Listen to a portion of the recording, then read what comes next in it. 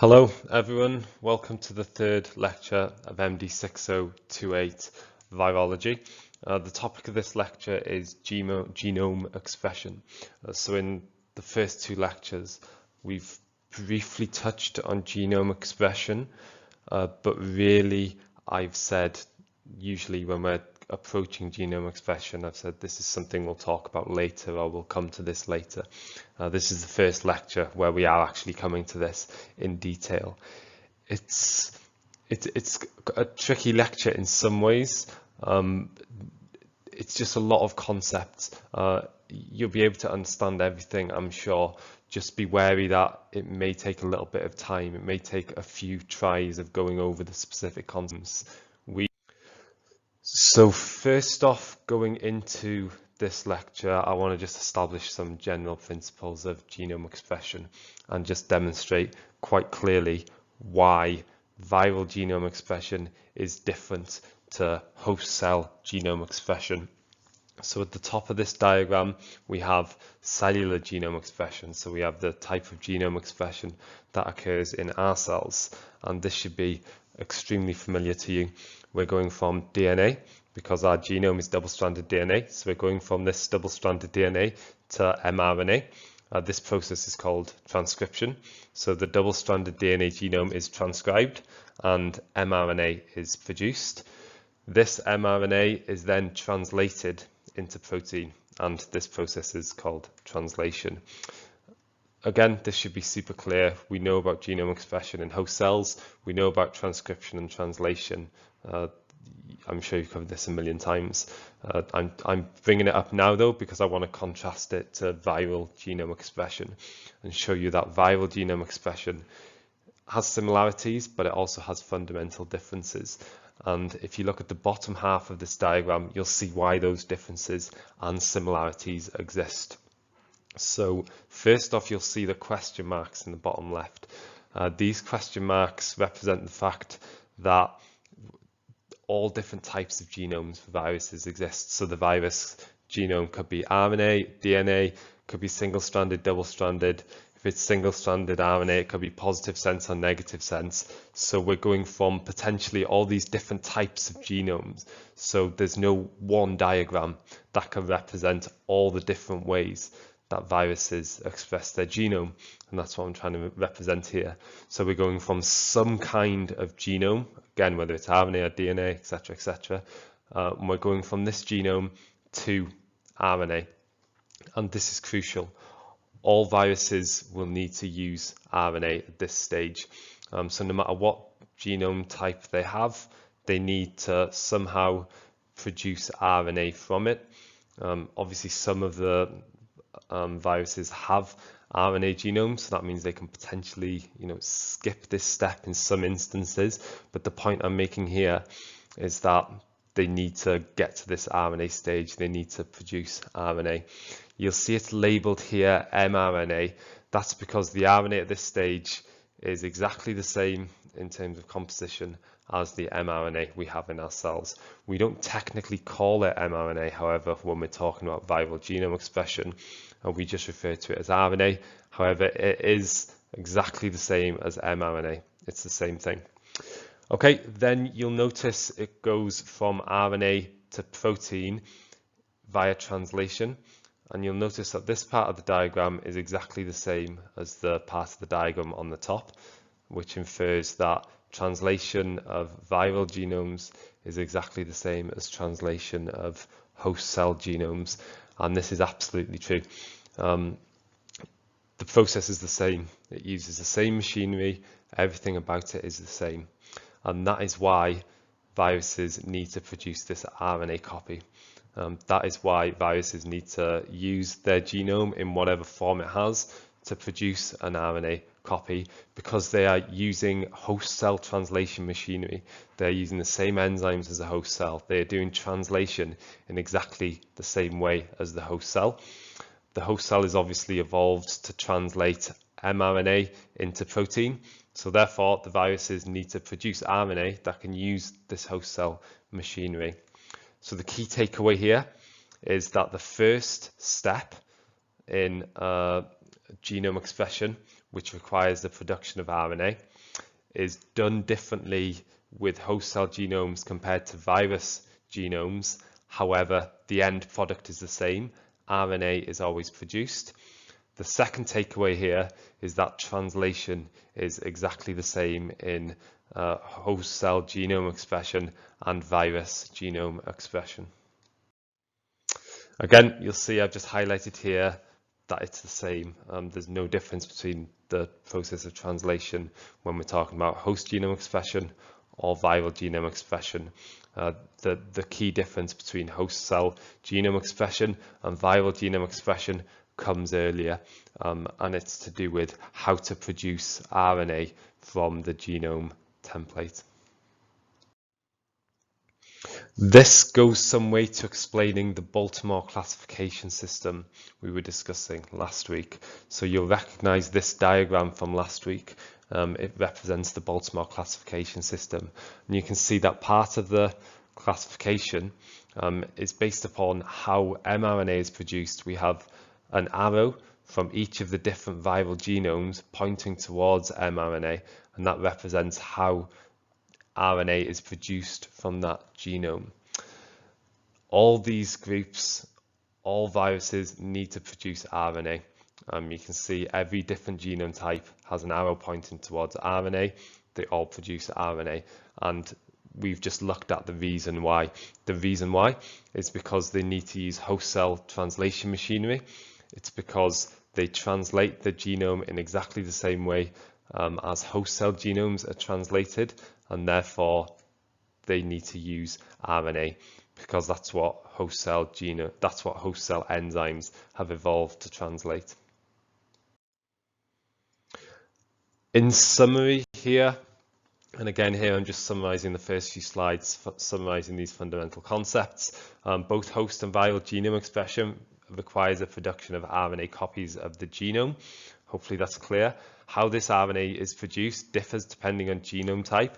So we have all these different types of viral genome, and as we'll see in later slides, the way each of these different genome types produces RNA, so results in the production of RNA, differs. However, they all do result in the production of RNA. Host translation machinery uses this RNA as a template to produce protein. Again, hopefully we looked at the fact that's true. And it's true for both viral RNA and host cell RNA.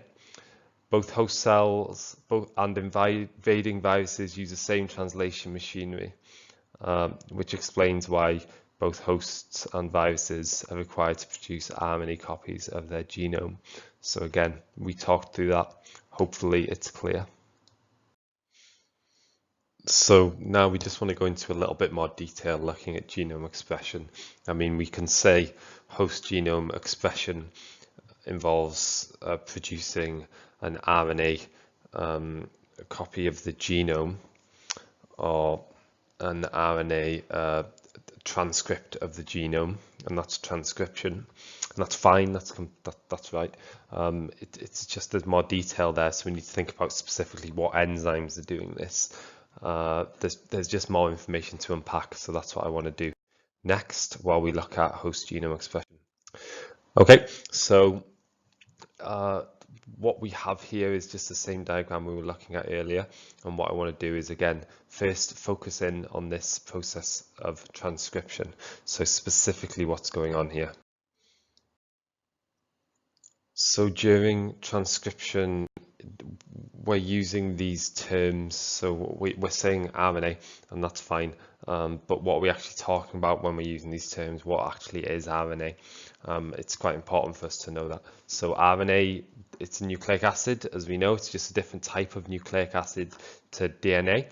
And what RNA specifically is a polymer of ribonucleotides. So by polymer, we mean it's composed of subunits repeated over and over again, poly meaning many. And these subunits are ribonucleotides. So that's essentially what RNA is, just a sequence of our ribonucleotides. Okay, these subunits, these ribonucleotides, needed to be added to each other to produce RNA, if that's what RNA is, right? If RNA is a polymer of these ribonucleotides to produce RNA. You just need to add these nucleotides onto each other and make this long chain. The enzyme that does that is called a polymerase. Again, many, polymer. Ase is enzymatic activity. So whenever you see ase on the end of a term, you know we're usually talking about an enzyme. So polymerase, yeah, and polymerase is polymerizing these ribonucleotides into RNA. The specific polymerase that does this is RNA polymerase. Again, makes sense. All these terms should be pretty, if you don't know them already, they should make sense. RNA polymerase. So hopefully that makes sense, and we can see how in expression of the host cell genome, RNA polymerase produces an RNA transcript from the host cell DNA genome. So what about viruses? When viruses enter into the host cell, can they use the host cell RNA polymerase to produce RNA transcript of their own genome, of their viral genome?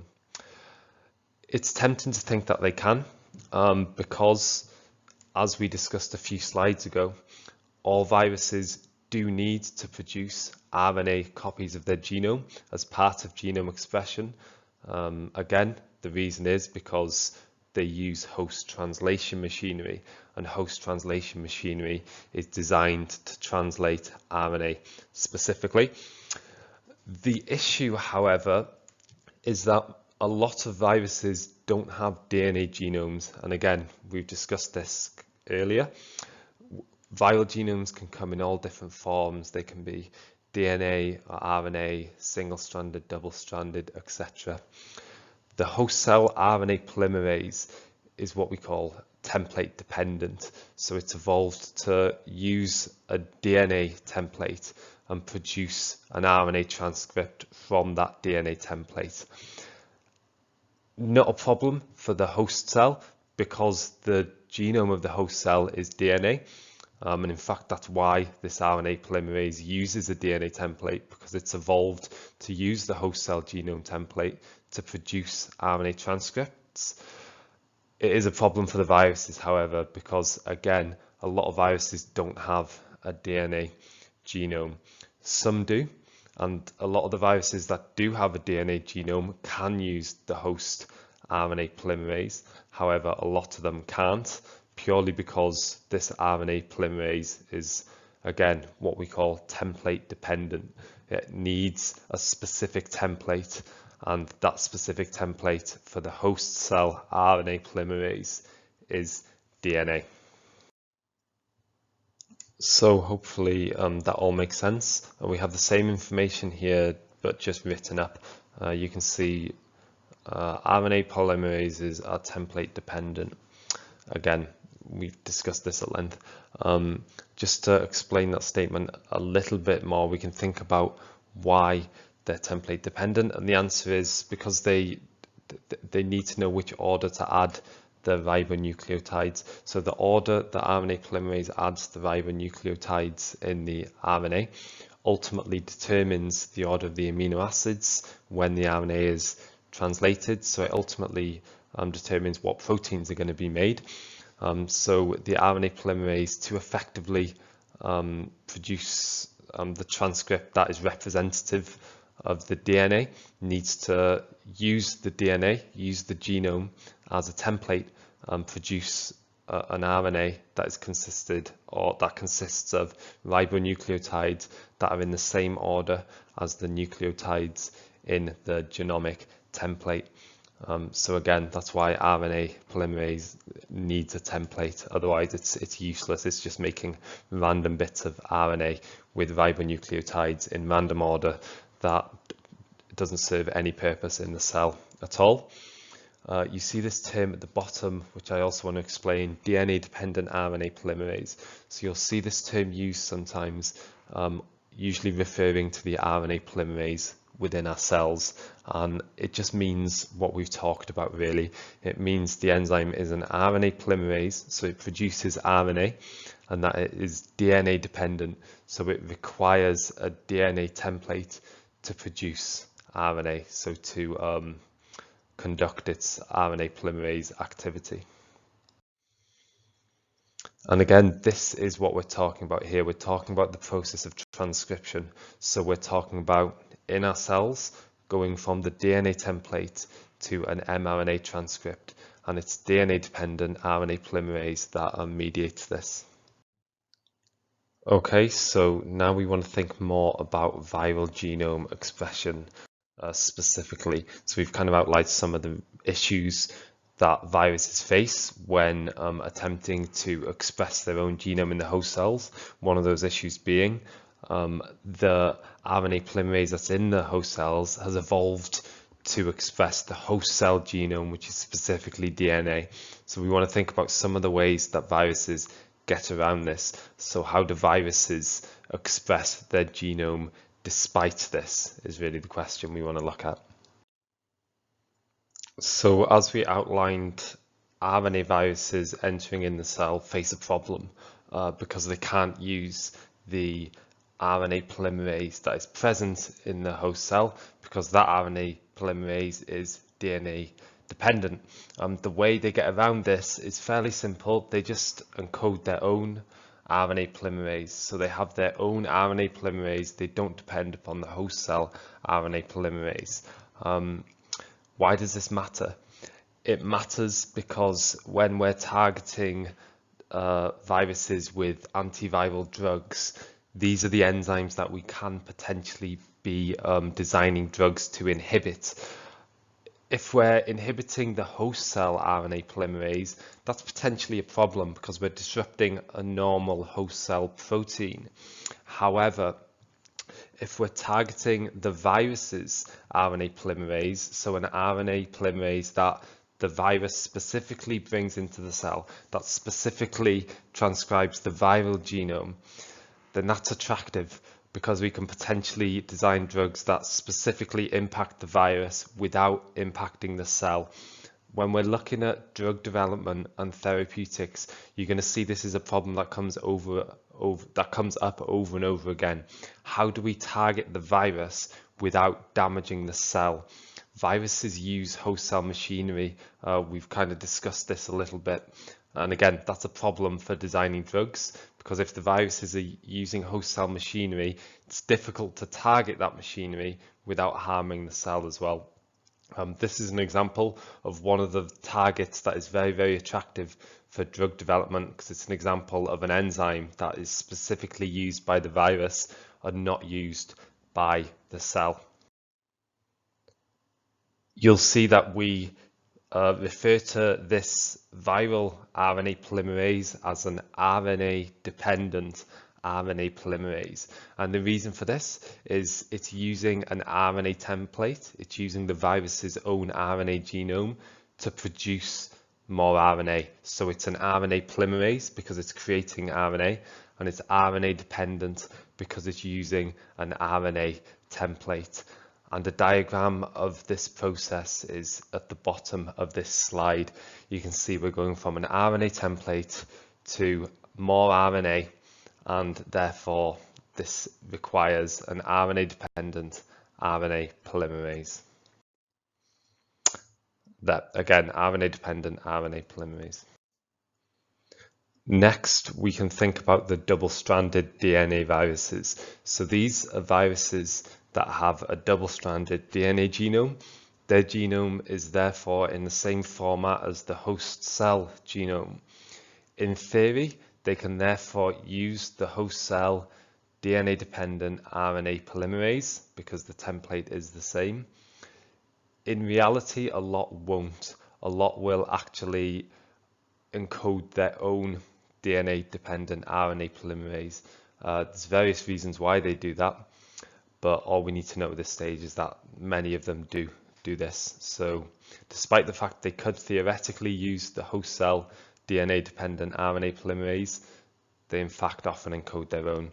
And we can see by the diagram at the bottom, however, that that polymerase is of the same type as the host cell one. It's not the same enzyme, but it's still a DNA-dependent RNA polymerase. So it's doing exactly the same thing. It's taking a DNA template and producing RNA from that template. Next, we have the single-stranded DNA viruses. The first thing we want to remember is there's not that many of these. Most DNA viruses are double-stranded, so most DNA viruses were covered in the last slide. However, there are some single-stranded DNA viruses. What happens with these viruses once they've entered into the cell is their single-stranded DNA genome is repaired by host cell repair mechanisms, and it's turned into a double-stranded genome. So it enters into the cell as a single-stranded genome.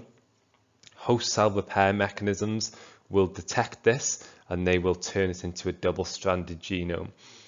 These host cell repair mechanisms are designed, evolved to repair breaks in the host cell genome. So they're not supposed to be fixing single-stranded DNA virus genomes or turning them into double-stranded DNA genomes. That's not what they've evolved for. They've evolved to repair host cell genomes. If there are any mistakes in it, if there are any breaks, so if it detects single-stranded DNA, usually that means a break or it means some kind of DNA damage. That's why they've evolved to repair that damage. However, we know viruses will often take advantage of host cell machinery, and this is another example of that happening. So the single-stranded DNA genome is turned into a double-stranded DNA genome, and this double-stranded DNA genome is then essentially the same as the host cell genome. It's double-stranded DNA. It can therefore be expressed, it can be transcribed in exactly the same way as the host cell genome. So it uses the host cell DNA-dependent RNA polymerase, and that is how RNA is produced from the viral genome. Okay, so here we have some of the key points. I'll just read through these quickly, check if there's anything there I haven't quite explained effectively. So we have RNA polymerases, are enzymes that produce RNA by polymerizing ribonucleotides. That should be fine. They require a template to determine the order ribonucleotides are included. This process is generally termed transcription. They transcribe the information in the template. Again, hopefully this is clear. We explained why these RNA polymerases require a template. And again, it's just so they know what order to add the ribonucleotides onto the RNA, which is a polymer. The produced RNA can then be translated into protein using host translation machinery. Yep, that's true. So again, hopefully this makes sense. Whenever we're talking about genome expression, whether it's host or viral, we need to go via RNA. So we need RNA to be produced because RNA is what is translated into protein. Host RNA polymerases use DNA as a template. They are DNA-dependent RNA polymerases. Covered that? Great. RNA viruses. For RNA viruses, RNA polymerases are used which require an RNA template. Yep, so they are RNA-dependent RNA polymerases. They're still RNA polymerases, they're still producing RNA, however they require an RNA template, so they're RNA dependent. DNA viruses, on the other hand, these still require RNA polymerase because they still need RNA to be produced as part of genome expression. However, the RNA polymerase that produces this RNA is DNA dependent because the genome is DNA, so the template is DNA. DNA viruses therefore use DNA dependent RNA polymerase, the same type of RNA polymerase that the host cell uses. However, DNA viruses will often bring into the cell their own DNA-dependent RNA polymerase. So even though it's the same type of RNA polymerase, it is a different enzyme. Okay, so hopefully in that last section, we've made some of the principles of viral genome expression specifically a bit clearer.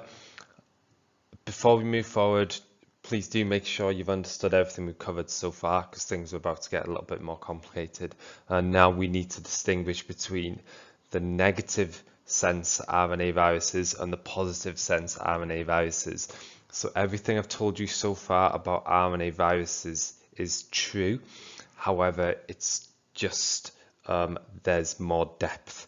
So there's more detail that we need to go into, and we'll see that what we've looked at so far is just part of the story. Okay, so just a reminder, we have when we're talking about single-stranded RNA viruses, we have two types. We have the positive sense single-stranded RNA viruses and the negative sense single-stranded RNA viruses. We call them class 4 and class 5 on the Baltimore classification system. And as you can see, they're classed separately, which means they must create RNA in a slightly different way. Again, that's how the Baltimore classification system works. Just a reminder, we can compare this to the phenotypic classification system on the right. I'm adding this in just because I want you to keep this phenotypic classification system in mind. So when we're talking about negative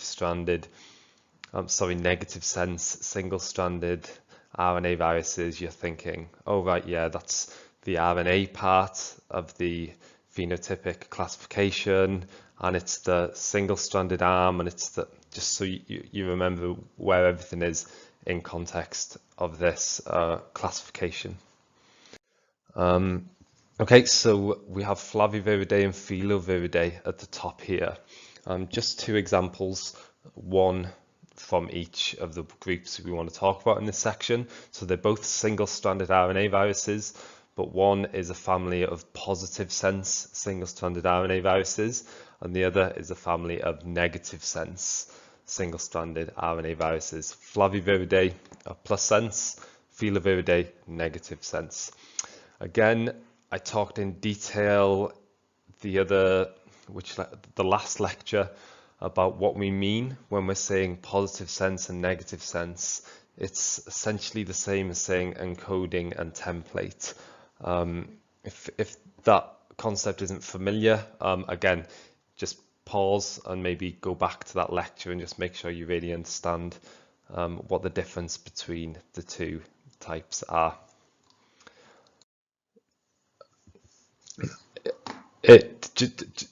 Just a little bit of exposition, because I actually don't think I've shown you this specific diagram before, and it does explain it fairly well, in my opinion. So we have double-stranded DNA here, and when we're talking about gene expression in the host cell, we go from double-stranded DNA to single-stranded RNA. This is transcription, and then from single-stranded RNA to protein. Now, because the RNA is single-stranded, it can only be, the sequence can only be based upon one strand of the double-stranded DNA, because each strand of DNA in that double strand is not identical. They just complement each other, so they just bind. So if we have a T in one side, we have an A in the other. Then if we have an A in one side, we have a T in the other. So they complement each other, but they're not the same sequence. So again, the example here, we have the first four nucleotides of the DNA. We have T, the bases are TA, TC, and then on the other hand, on the other side, we have AT, AG. So they complement each other, but they're not the same.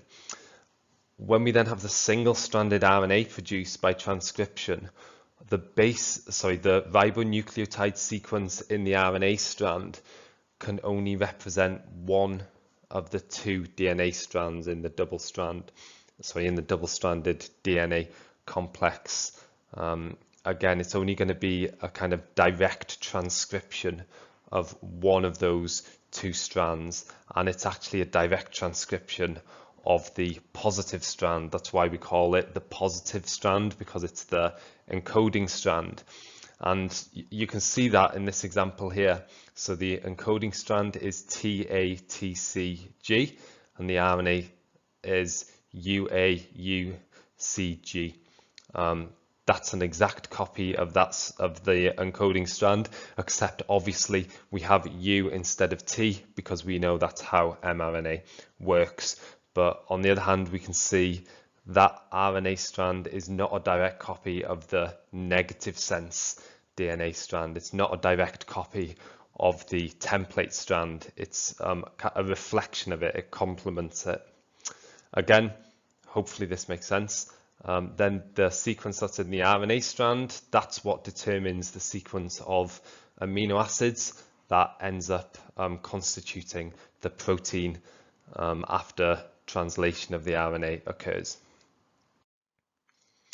Okay, and I've just typed up that information here. So only one strand actually contains the information that directly relates to the amino acid order, and it directly relates to the amino acid order because it directly relates to the ribonucleotide order in the RNA.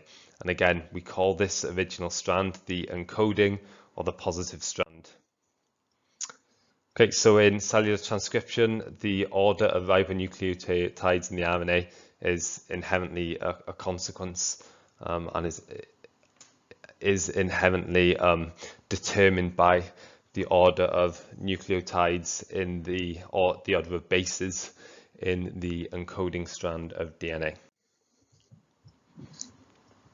Okay, so here we have positive sense single-stranded RNA. So what we're going to do is have a look at how the principles we've just explored apply to positive sense single-stranded RNA. So firstly, because it's positive sense, we can say that this strand of RNA can be directly translated into protein.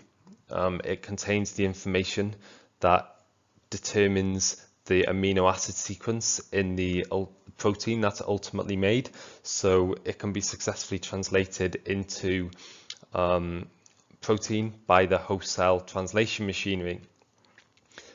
These viruses, they have positive sense single-stranded RNA, as we said.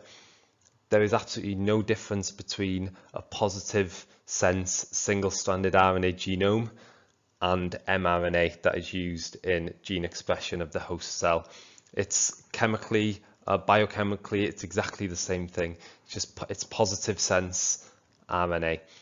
So therefore, the positive sense single-stranded RNA genomes of these viruses can just be directly translated into protein. The problem is you very quickly run out of copies, right? So if you're a positive sense single-stranded RNA virus and you enter into the cell, your genome, should stop saying the genome is translated into protein, then sure, you get a bunch of viral proteins made, but there's a limit there, isn't there? You're limited by how much genetic information you bring into the cell. The virus, ideally, once it benefits from being able to produce copies of its own genome, not just for replication, which we'll talk about later, but also so more RNA copies can be translated, so more protein can ultimately be made. Okay, so the way this happens is quite complicated, and again we're introducing another concept here. This concept is if you have a positive sense single-stranded RNA, you can't copy that into another positive sense single-stranded RNA. So when we're talking about the RNA-dependent RNA polymerases, these are, as we said, these are enzymes that use an RNA template to produce more RNA. The issue is, as I said, if you're starting off with a positive sense single-stranded RNA genome, you can't just use that genome to produce more and more copies of positive sense single-stranded RNA. It's just not how it works. The way these RNA polymerases work is they'll progress along the RNA, and they'll be producing a complementary copy. The complementary copy to the positive sense strand is a negative sense strand. So the RNA-dependent RNA polymerase, and again, if you remember a few slides ago, this is an enzyme that the virus brings into the cell. It is producing negative sense copies of the viral genome. That's fine, but it's not what the virus needs. What the virus needs is more positive sense copies of the genome, because these positive sense copies are what can be translated into protein. Not a problem. There's a very simple solution. What the RNA-dependent RNA polymerase does is then uses those negative copies to make more positive copies. So it progresses along the newly made negative copies, creates a complementary positive copy for each one, and this positive copy can then be translated into protein, and then you get a whole bunch of viral proteins being made, and there's no limit on this process. There can be more and more copies of the viral genome being made, and these copies are being translated by the host cell translation machinery, and you get more and more viral proteins being produced. And again, we can see the end result of this process is protein being made. So it can seem a little bit convoluted, but hopefully it makes sense. Again, it's the same enzyme doing this. The enzyme is simply using the positive sense single-stranded RNA genome to produce negative sense single-stranded RNA copies, then using these negative sense single-stranded RNA copies to produce positive sense single-stranded RNA copies that are identical to the original genome. These positive sense single-stranded RNA copies can then be translated into viral proteins. And again, we're talking about class 4 on the Baltimore classification system. Something else I want to point out at this point is the green box we see in the middle. So I've outlined in red class 4, and you can see we're talking about positive sense single-stranded RNA viruses, as we've just gone into detail about. You can see underneath where it says positive single-stranded RNA, it says negative single-stranded RNA. This negative single-stranded RNA is there because it's an intermediate. So to go from the positive sense single-stranded RNA genome, these viruses have to produce negative single-stranded RNA as an intermediate. So they go positive single-stranded RNA to negative single-stranded RNA to mRNA. And again, mRNA is exactly the same as positive single-stranded RNA. It's just a different term we use. So hopefully now it's become a bit clearer why these viruses need to use a positive single-stranded RNA intermediate. Also, I need to point out at this stage, if we look at class 2, you remember quite a few slides back, we were talking about how single-stranded DNA viruses produce RNA copies of their genome, and you remember they used a double-stranded DNA template. Again, I'm only mentioning this now because I want to explain everything we're seeing on this diagram.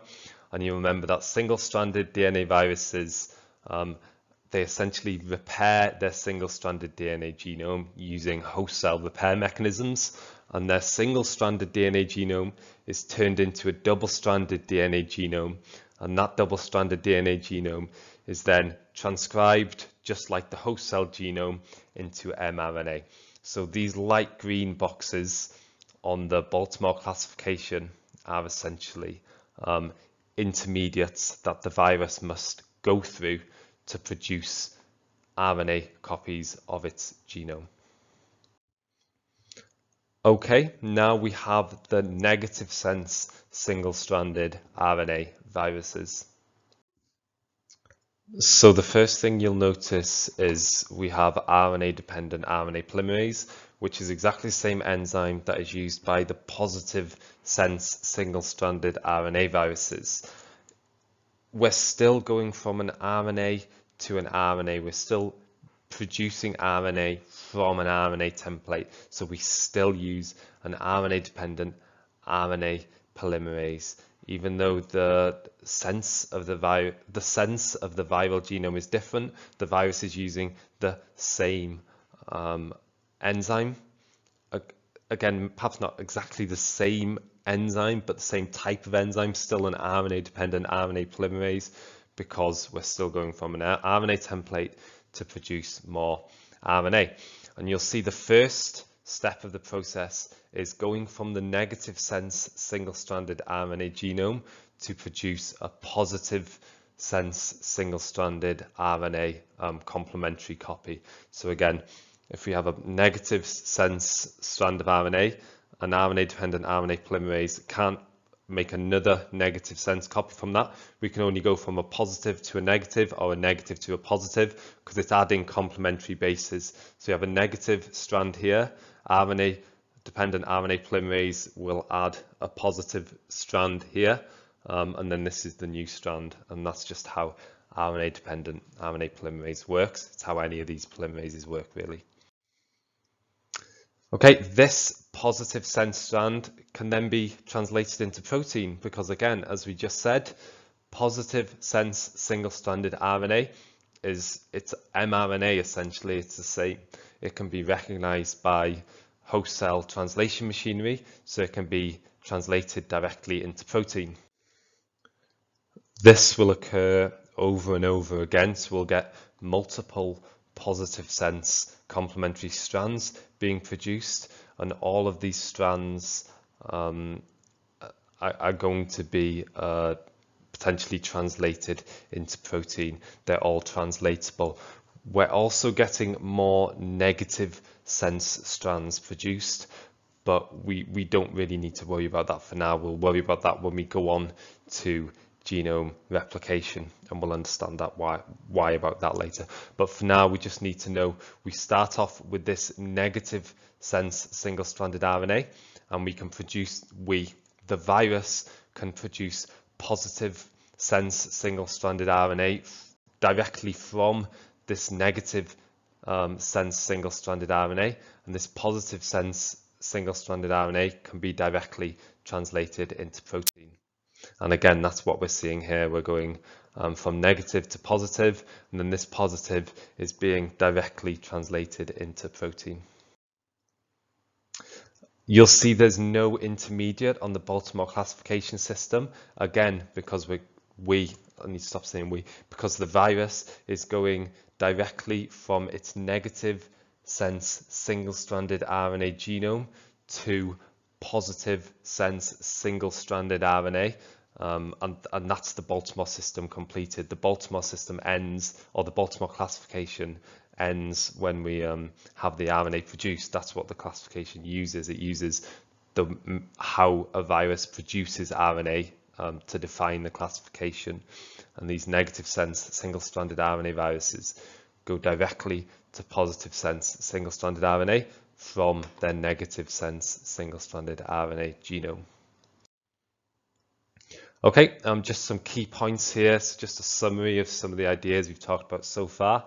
Nucleic acid strands can be encoding or template, and that means positive sense or negative sense. Positive sense single-stranded RNA can be directly translated into protein, but to produce, again, we'll talk about genome copies later, but to maintain expression, negative single-stranded RNA intermediate is required. So to produce more positive sense single-stranded RNA, you need to go via a negative single-stranded RNA intermediate. For negative sense single-stranded RNA, this negative sense single-stranded RNA can be used as a template to produce positive sense single-stranded RNA, and this positive sense single-stranded RNA can be translated into protein, so there's no intermediates. And again, if we look at the Baltimore classification system, we're looking at classes 4 and 5, and we'll see for class 4 there is an intermediate, that's negative sense single-stranded RNA, but for class 5 there is no intermediate. Now we want to talk a little bit about RNA-dependent RNA polymerase specifically. We've kind of defined what it is and what it does. We haven't really defined where it comes from. We've explained that these RNA-dependent RNA polymerases are brought into the cell by viruses. We just need to look at a little bit more detail about how that process happens, so in what form they're brought in, just a little bit more detail about where they come from. It is important that we understand that RNA-dependent RNA polymerase doesn't exist in the cell normally.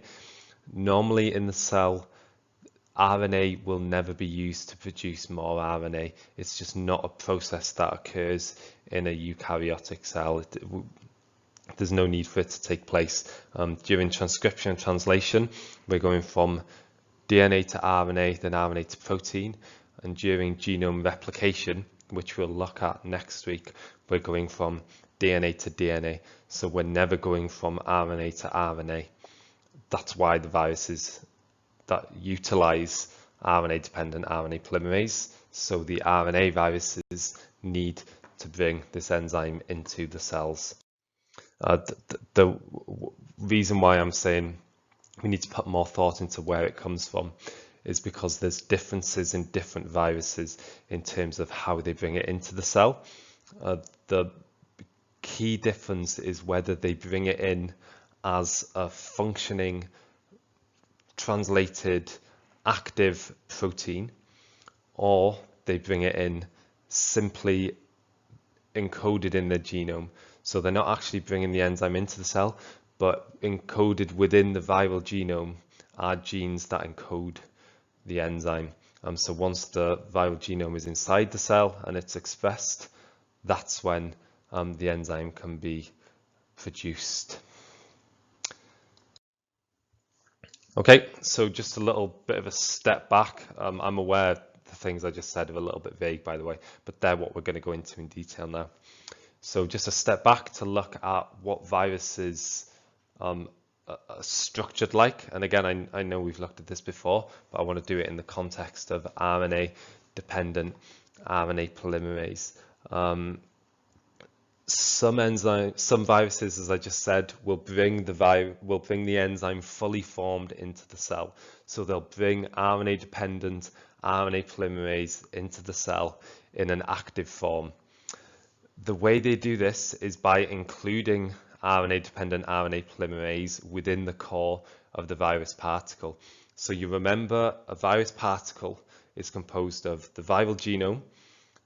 This viral genome is surrounded by a protein shell called the capsid, and then this capsid is sometimes surrounded by a lipid envelope.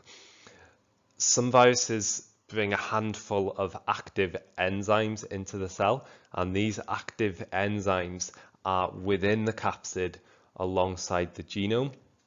For some viruses, RNA-dependent RNA polymerase is one of these enzymes, and that's where it's included. It's packaged into the capsid along with the viral genome. In this diagram you've seen many times before, I include it in quite a few of my lectures. You'll see I've labelled the term functional viral proteins.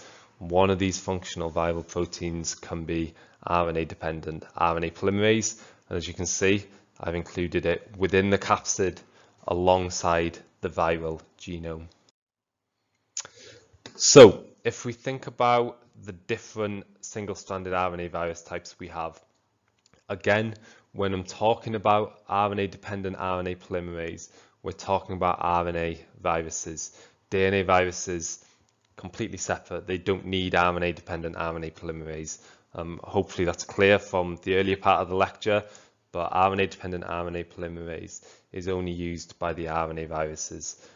So it's the RNA viruses that are either bringing RNA-dependent RNA polymerase into the cell as an enzyme within their capsid, or have the gene needed to encode RNA-dependent RNA polymerase within their own genome.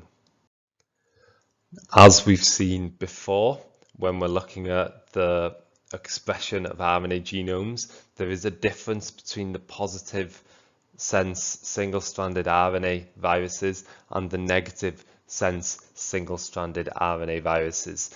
And what we're going to do first is look at the positive sense single-stranded RNA viruses. So first, just a quick reminder of what we discussed a few slides ago in terms of how positive sense single-stranded RNA viruses express their genome. They start off with a positive sense single-stranded RNA genome, which is then used to produce negative sense single-stranded RNA complementary strands. This is mediated by RNA-dependent RNA polymerase, as we said. The produced negative sense single-stranded RNA complementary strands are then used to produce positive sense single-stranded RNA complementary strands, and these strands are exactly the same as the original genome. So these positive sense strands are exactly the same as the viral genome that entered into the cell. And again, this process is mediated by the same enzyme, by RNA-dependent RNA polymerase, because we're using an RNA template to produce RNA. So where does this enzyme come from? That's the big question. The answer is it is simply encoded in the original genome. So because the positive sense single-stranded RNA genome of these viruses can be translated straight to protein. Remember, it's positive sense single-stranded RNA, so it's essentially exactly the same as mRNA in terms of its composition, in terms of how it interacts with enzymes. So the cell translation machinery can use this genome straight away to produce RNA-dependent RNA polymerase. That means the virus doesn't need to carry RNA-dependent RNA polymerase fully formed within the virus particle. It just doesn't need to. All it needs to do is encode RNA-dependent RNA polymerase within the viral genome. Then as soon as the viral genome enters into host cells, it will be translated into RNA-dependent RNA polymerase. Then this RNA-dependent RNA polymerase will fulfill the process we just talked about, and that will produce far, far, far more copies of the viral genome, which can each then be translated themselves. Or the virus ends up in a situation where you get mass gene expression. But for the whole process to start, the virus doesn't need to bring in fully formed RNA-dependent RNA polymerase. It can simply encode RNA-dependent RNA polymerase in its genome. And we have that information written up here. Positive sense single-stranded RNA viruses are not required to carry their own RNA-dependent RNA polymerase, so they don't need to have the fully formed functional enzyme within the virus particle, because their genome can be directly translated. So as long as their genome encodes RNA-dependent RNA polymerase, this RNA-dependent RNA polymerase will be produced when their genome enters into the host cell as cell translation machinery translates the genome. I'll continue. This translation produces RNA-dependent RNA polymerase, which can then be used to maintain expression by fulfilling the processes we talked about earlier, essentially by making copies of the viral genome. Okay, hopefully that makes sense. Again, I'm aware some of these concepts are a little bit tricky, but they do make sense. It's just understanding them. It's just putting in the time you need to understand the intricacies, understand how everything fits together. Okay, and onto the negative sense single-stranded RNA viruses. Again, you should recognize this diagram from earlier in the lecture. The viral genome is negative sense single-stranded RNA, and this genome can be used by RNA-dependent RNA polymerase to produce positive sense single-stranded RNA that is complementary to the genome. But where does this RNA-dependent RNA polymerase come from? Does it need to be carried in an active form within the virus particle, or can it be directly produced by translation of the viral genome through host cell translation machinery, just like with positive sense single-stranded RNA viruses? The answer is that because the genome of these viruses is negative sense, it can't be directly translated into protein. It's not encoding, it's template. It doesn't contain the information that is required to produce proteins that are composed of amino acids in the right order. The genome is negative sense again, it's not positive sense, it's just complementary to the right order. It's not actually ribonucleotides in the right order. Therefore, the viruses need to carry RNA-dependent RNA polymerase within the virus particle. They need to carry RNA-dependent RNA polymerase fully formed, active, ready to work, or ready to function within the virus particle. And what this means is, as soon as the virus infects a cell, as soon as the viral genome gets released into the cell, the RNA-dependent RNA polymerase is also released and is then able to produce positive sense single-stranded RNA copies that are complementary to the negative sense genome of the virus. These positive sense single-stranded RNA complementary copies can then be translated into protein, and this is gene expression. This is how genes are expressed. One of the genes that is expressed is the gene that encodes RNA-dependent RNA polymerase. This means that when new virus particles are being created in the infected cell, so when the replication cycle is being completed and progeny are being produced, the RNA-dependent RNA polymerase that has been made can be included into these viral particles, and when these virus particles infect another cell, so in the next round of replication, this whole cycle is ready to start again because RNA-dependent RNA polymerase is packaged into the virus particle. It's fully functional. It's ready to produce positive sense RNA complementary copies of the genome. Again, hopefully that made sense. It's just even more depth on this idea of genome expression, on this idea of RNA production. You'll notice, however, we were still sticking with group 4 and group 5.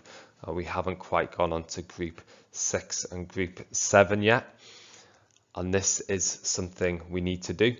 They're slightly different to the other groups, so we're going to consider them slightly separately.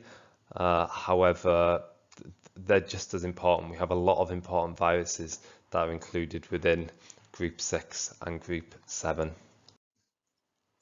So we'll talk about those groups now, not in a huge amount of detail, just enough to understand why they are separate groups.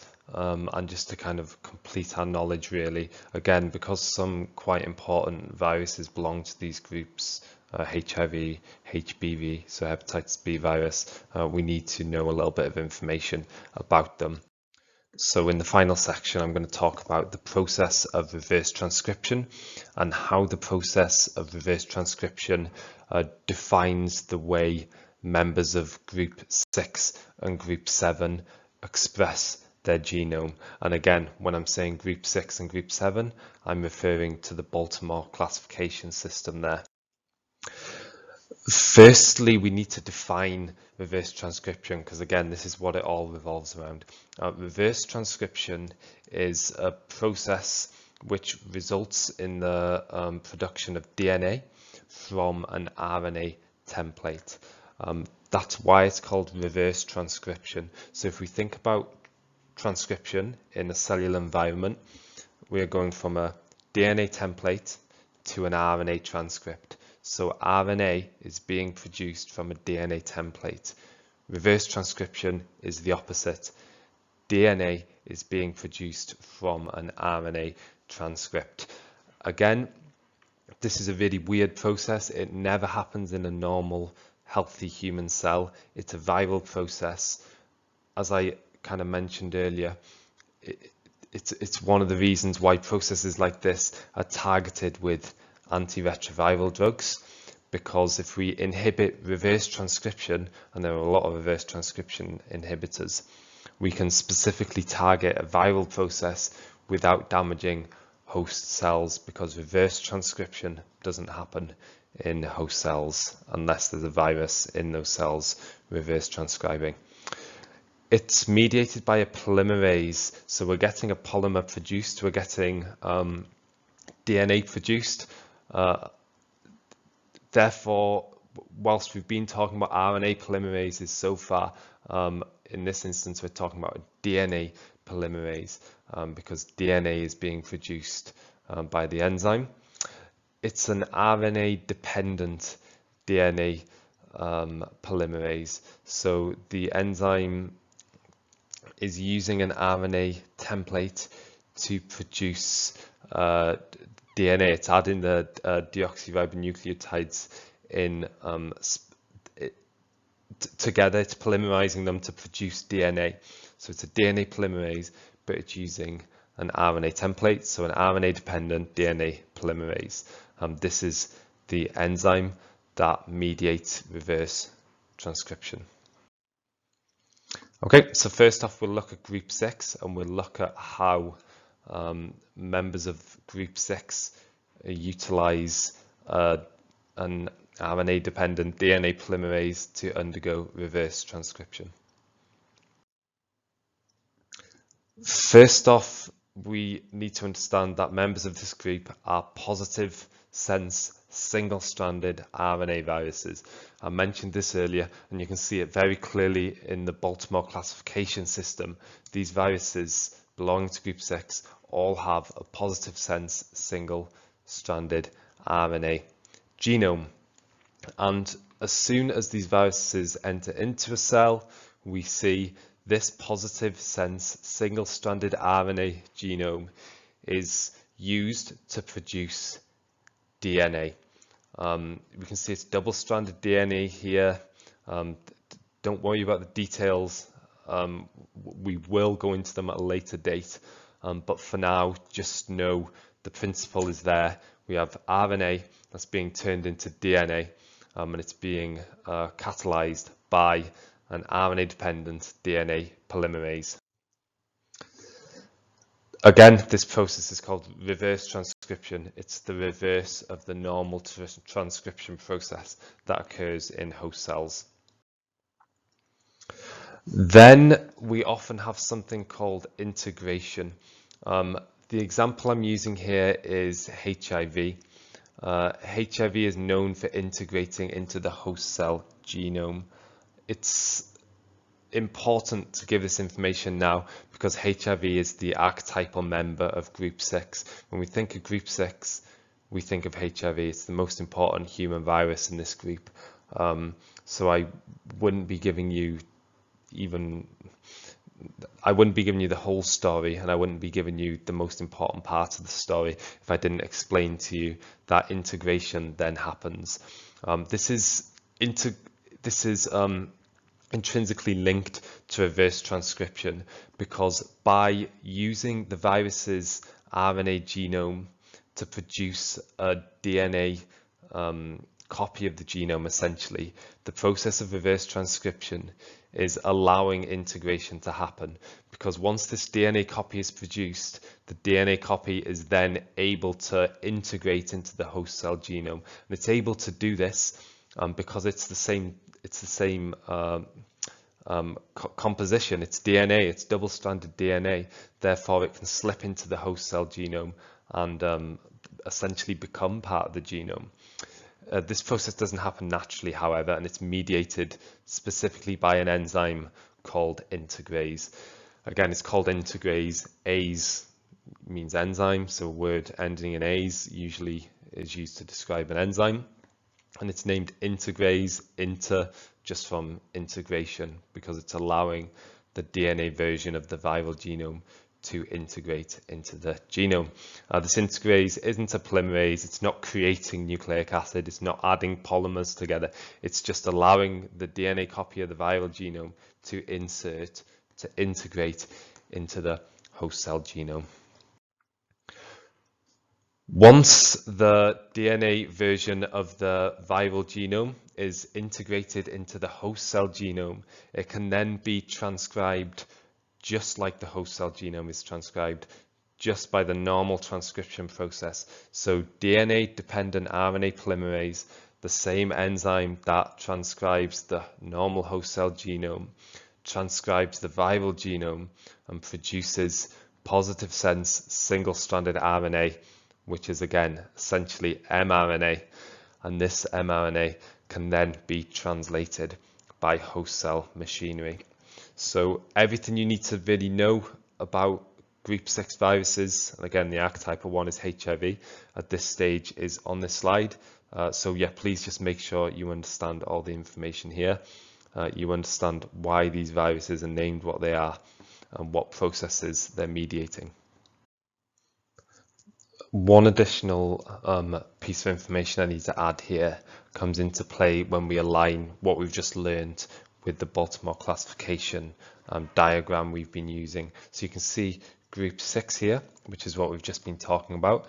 And you can see for group 6, we're going from single-stranded RNA to double-stranded DNA to RNA. That aligns completely with what we've just seen. We start off with an RNA genome. Then from this RNA genome, DNA is produced, reverse transcription. Then this DNA, once it's integrated into the genome, is transcribed in the normal way that DNA is transcribed and RNA is produced. There's an extra step, however, in between the single-stranded RNA and the double-stranded DNA, and this is labeled DNA/RNA. This is because during the process of reverse transcription in group 6, there is a duplex called, and we need to remember this term, an RNA-DNA duplex. And this essentially means if you have a strand of RNA and this is being reverse transcribed into DNA, halfway through that process, you have a strand of RNA which is bound to a single strand of DNA. So it goes single strand of RNA, single strand of DNA is polymerized alongside it, then the RNA is removed, then DNA is put in its place, and that's how you end up with double-stranded DNA.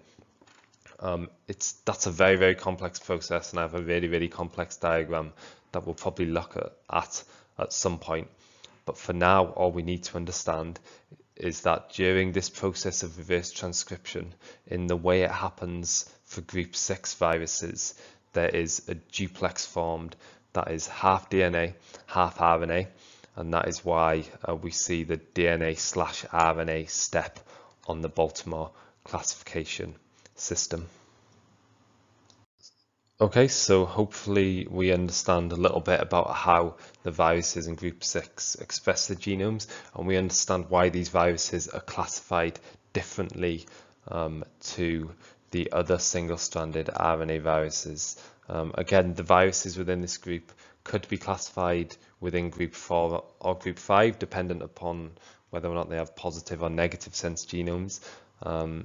The archetypal members of group 6 have positive single-stranded RNA genomes. Some also have negative, but because the archetypal members have positive, we tend to think of them as having positive, which is fine, really, because when we're talking about group 6, 9 times out of 10, we're talking about HIV.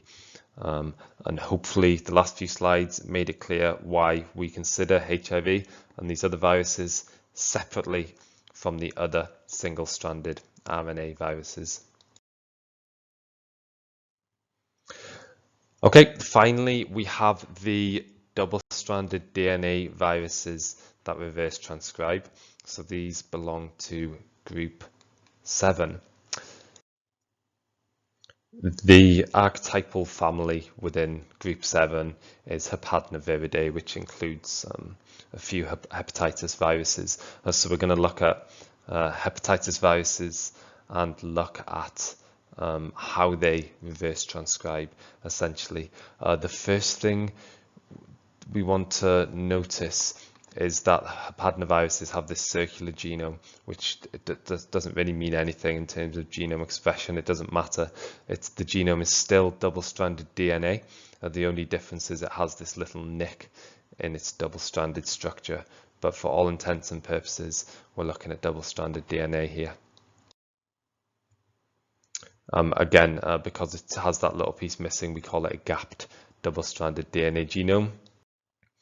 It doesn't matter because as soon as this gapped genome enters into the cell, it's repaired by host cell repair mechanisms, and host cell polymerases essentially fill in this gap, so we have a full double-stranded DNA genome for the virus. Okay, so the virus is coming into the cell with a gapped double-stranded genome, and it very quickly has a double-stranded genome. This double-stranded genome is DNA, so it can be transcribed just like normal DNA, just like host cell DNA, and this is done via a DNA-dependent RNA polymerase, using a DNA template to produce RNA. These transcripts are then escorted out of the nucleus into the cytoplasm, because again, this process of transcription, where we have the DNA genome being transcribed into RNA strands, is occurring inside the nucleus. That doesn't really matter. The only reason it matters is because we want to remember that the transcripts that are being made are being moved out into the cytoplasm. These transcripts can then either be translated directly into protein because they're positive sense RNA, so they're essentially mRNA, or they can be converted back into DNA by an RNA-dependent DNA polymerase. So again, this is an enzyme that is using RNA as its template and is producing DNA. Slightly unusual things going on here.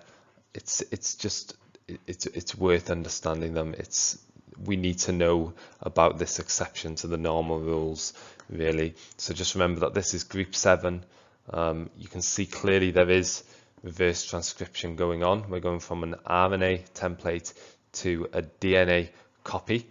So that's reverse transcription, and it requires RNA-dependent DNA polymerase, and that is why these viruses are grouped within group 7. When we compare the Baltimore classification diagram we've been using for group 7 to group 6, you see there's no DNA RNA intermediate for group 7, and I kind of discussed why there's a DNA RNA intermediate for group 6. However, now we want to mention why there isn't for group 7. You'll actually see, if you look back at the last slide, you'll see the process of reverse transcription is not directly resulting in the production of RNA. It's involved in the overall kind of sequence of events, but it's not directly required for the production of RNA. So it's not an intermediate, and that's why we don't have an intermediate of RNA, of a RNA DNA duplex here, because it's just not an intermediate. And hopefully if you look at the diagram I just showed, that would be clear. So these double-stranded DNA viruses do need to be classed differently to the ones in group 1 because they do undergo reverse transcription. However, this reverse transcription isn't done in a way that requires a RNA DNA intermediate for the production of RNA. And just so I can kind of demonstrate that a bit more clearly, I'll pull up this slide again, and you can see how we have the positive sense single-stranded RNA, which is in the cytoplasm and is circularized. This RNA can be translated into protein, or it can be reverse transcribed back into DNA. But these are different pathways here. One isn't required for the other, so they're not intrinsically linked, they're not sequential. So the DNA duplex that we see as an intermediate in group 6 is just not present for group 7. Okay, so those are the 7 groups of viruses. That's all we needed to cover today. That's all the viruses covered. Thanks for listening.